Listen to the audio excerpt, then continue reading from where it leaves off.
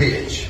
Oh, There's no reason. Yeah, I'll let her, sir. wow. Listen, don't cuss. This is my mother right here. Wow. Why is it defending you? It's like defending me. All right, then shut the hell up and let me vote. Okay, Jamie. Okay, we ain't got nothing else to say. We ain't got nothing else to say. Wow. Okay, so what you saw there is something that we've already seen multiple instances of. It's someone who went to vote and decided, you know what, just voting isn't good enough. I want to make the worst decision of my life, and I want to do it on video so that everyone can see it. And so you see that gentleman who's being told, as multiple people have now been told during this election, you can't have like slogans and support for candidates on your clothing. That's electioneering. There are laws that stop you from doing that, and there are very good reasons for those. And then he gets in the face of the poor election workers, likely volunteers, that are just trying to make sure that people follow the law. Now, you think you know who that guy's voting for, but you'll notice it wasn't revealed in the video, and the actual answer may surprise you. It won't. He's a fan of Trump. But anyway, I just thought I'd have a little bit of fun with that. Unfortunately, nothing else about this is fun because the video that you just saw was not the end of the incident. It got way worse. Take a look. There it is right there. Wow. Oh, wow, God. Oh. Don't do that. Wow. Wow.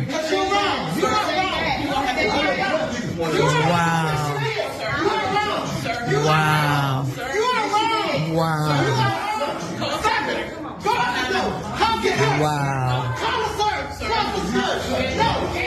Wow. Wow.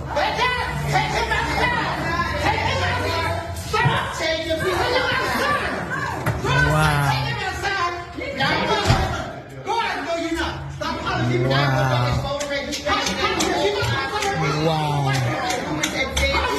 want to help with him. You may want to help with him. A storm is tearing up the digital media industry. Only our audience can save us in these difficult times. Help us reach our goal of 100,000 new members at tyt.com/team. So look, maybe this sort of stuff has always happened. There just weren't, smartphones around to capture it. Maybe it's happening in many more places right now and people aren't getting it on video. I don't know, but this sort of thing is happening a lot in this particular election cycle. And is anybody really surprised? Not just that it's happening, but all the specifics of it. That it's a guy who likes Trump. It's a guy who looks like that likes Trump, who decided, I want to wear this hat. It is so important to me that I'm going to create a public incident. I'm going to allow that incident to turn physical. And when that happens, I'm going to ignore the brief spark of sentience that tells me, hey, maybe this whole thing has gone too far. Maybe I should just back off, take off the hat, vote, and then go back about my life. No, ignore that. I'm gonna go for the woman. That woman who I put my hand in her face and then she slapped at me, I'm gonna take her down. And even though there's a crowd of other women between me and her, I have to destroy this person who insulted my hat. This is my hat. It's the most important thing in the world. Just go home, dude. Just go home. There is a major problem with men in America, and I think a lot of it comes down to you guys need hobbies because you should not be willing to make this the fun of your day. That you want to get in a screaming match with people who are just volunteering so that you can vote, so that that polling place actually functions. They're working, and then you get to do your thing. You're not contributing to that. They're the ones doing it, and then that's not enough. You literally start a fight with a group of women. What the hell, man? Seriously, and again, no, we're not surprised that more and more conservative men find this to be acceptable. I wouldn't be surprised to find out that a bunch of right-wingers are going to play that video and come to very different conclusions about who the villain of that story is. But it's disgusting.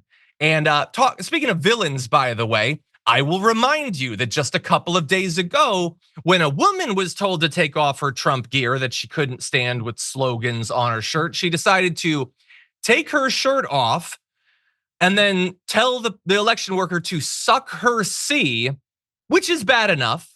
But then the guy who wants to be the vice president and, if Trump misswallows a nugget, possibly be the president, said, what a patriot. So just bear in mind, when people are getting in the faces of election workers, JD Vance said, that's what makes you a good American, okay? Not following the law like everyone else will, and not breaking the law by having Trump gear on, which, by the way, is the law in dozens of states and has been for decades. This is not new, okay? Break the law. That's how you get to be a patriot. Break the law, yell profanity at volunteers working the polls, maybe throw your hat around, maybe throw a couple of punches. That's what makes you a true patriot. And so we see it advance and we see it get worse, and not just with them. Here's 3 more people that have decided to make this election as bad as it can be. We're going to run through them in reverse order. So the first, 18-year-old Caleb Williams was arrested for waving a machete at Florida voters. He pointed it at, again, 2 women, 54 and 71. He was in a group carrying Trump flags. So he decided, I'm going to go intimidate old women voting with a machete. Look at me. Isn't the next generation of conservative men grand? You had the woman in the middle of that last photo, Valerie Biancaniello, I believe her name is, was harassed and escorted from a Delaware County, Pennsylvania voting precinct after she had apparently been harassing voters and telling them who to vote for. 4 witnesses submitted statements about the harassment. And by the way, she was not instantly dragged out. She was told, you gotta stop harassing people and just let them vote. And she refused to do so, kept up the harassment, and then she was dragged out. She has been lifted up by the right as an example of how unfair election workers are being to conservatives, that she's Karening out all over people that are just trying to vote on their lunch break, and she's the victim in this story. Remains to be seen if the guy swinging a machete around will also be a victim. I can't wait to find out. And then you had the last guy, and I understand he looks like the guy trying to punch women in the face in the video we showed you. This is actually a different dude. This is former congressional candidate Larry Savage, who stole test ballots during a Madison County public voting machine test. I don't know what he was intending to do. They weren't the actual ballots, they were test ballots. I don't know. These people are conspiracists. They're not generally the smartest, but again, it's people messing with the ballots. And then we have the people that are just going around in Oregon and Washington and setting ballot drop boxes on fire. We have people, including those on Twitter with the vaunted yellow check mark, telling their supporters to dump water into the ballot drop boxes in areas that have a lot of Democrats in them. And that's fine. He's not being taken off the platform or whatever. He's just telling people, break the law so we can steal the election, which is, by the way, definitely how you act when you think your side is genuinely going to win. And it's everywhere. And I just want to say one thing in closing. I, on some level, don't even like covering these stories. And do you know why? It's because while all of these people are Republicans and conservatives, and I have tried to find exceptions to this rule and cannot, it almost doesn't even matter. Because if you cover all of the horrendous things they're doing, particularly the terrorist attacks against ballot drop box places and the ones to come, it still serves their purpose. Even them being caught and revealing that it was Republicans that are trying to invalidate people's ballots, steal the election, all of that stuff, intimidate people, it still creates a narrative that stuff is happening. I don't know. I mean, yeah, it's all conservative, it's all Republicans, but stuff is happening. I mean, can we trust anything if all of these crazy conservatives are running around and destroying ballots? And they will use this as justification for lawsuits and challenges and just handing the election to Donald Trump. That is the strategy. They all know it. They all know. I'm sure they would love on some level if Donald Trump was actually popular and actually got more votes. That would be great. It's not necessary, though. They want to win, and they are perfectly content to use terrorism to get there.